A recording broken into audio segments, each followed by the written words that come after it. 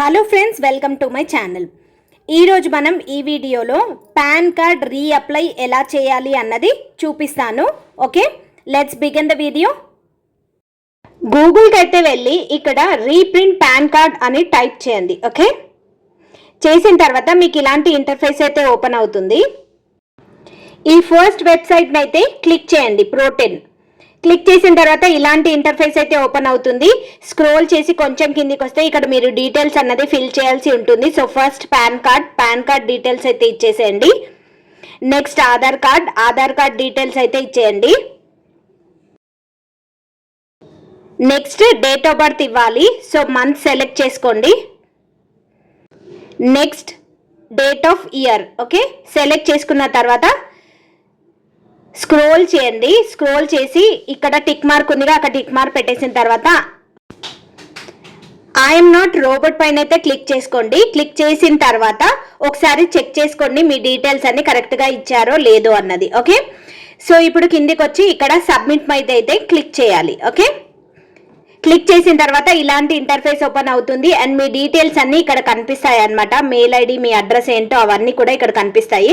So కనిపించిన తర్వాత ఇక్కడ మొబైల్ నంబర్ అని ఉంది కదా, దాన్ని వెరిఫై చేసుకోవాలి. మొబైల్ నంబర్కి ఓటీపీ అన్నది జనరేట్ అవుతుంది అనమాట.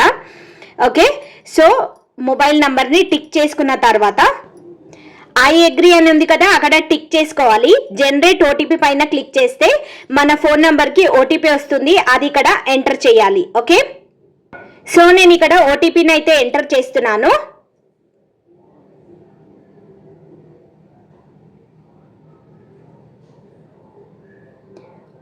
ఓటీపీని ఎంటర్ చేసేసిన తర్వాత కింద వ్యాలిడేట్ అని ఉంది, దానిపైన అయితే క్లిక్ చేసుకోవాలి.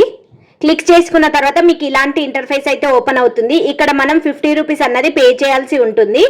సో ఇక్కడ చూడండి, ఆన్లైన్ పేమెంట్ అన్నది తీసుకుంటున్నాను నేను. సెకండ్ దానిపైన క్లిక్ చేసి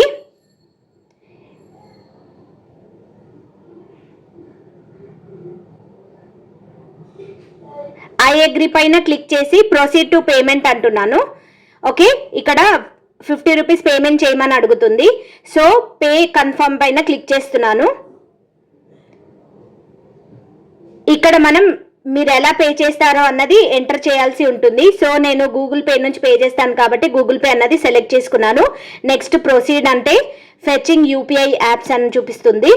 ఇక్కడ మీరు యూపీఐ డీటెయిల్స్ ఇచ్చిన తర్వాత ప్రొసీడ్ టు పే అయిపోతుంది. మీ జీపేకి నోటిఫికేషన్ అయితే వస్తుంది. అక్కడ మీరు పేమెంట్ చేసిన తర్వాత ఇక్కడ గేట్వే అయితే యాక్టివేట్ అయిపోతుంది. ఓకే, సో ఇక్కడ సక్సెస్ఫుల్లీ పేమెంట్ డన్ అని చూపిస్తుంది. పేమెంట్ సక్సెస్ఫుల్ అయిన తర్వాత మీకు ఇలాంటి పేజ్ అయితే ఓపెన్ అవుతుంది. ఈ డీటెయిల్స్ అయితే సేవ్ చేసుకోండి. నెక్స్ట్ కంటిన్యూ పైన అయితే క్లిక్ చేయాల్సి ఉంటుంది. సో కంటిన్యూ పైన క్లిక్ చేసిన తర్వాత ఇలాంటి పేజ్ అయితే ఓపెన్ అవుతుంది. Generate and print payment receipt అని ఉంది, దానిపైన క్లిక్ చేయండి.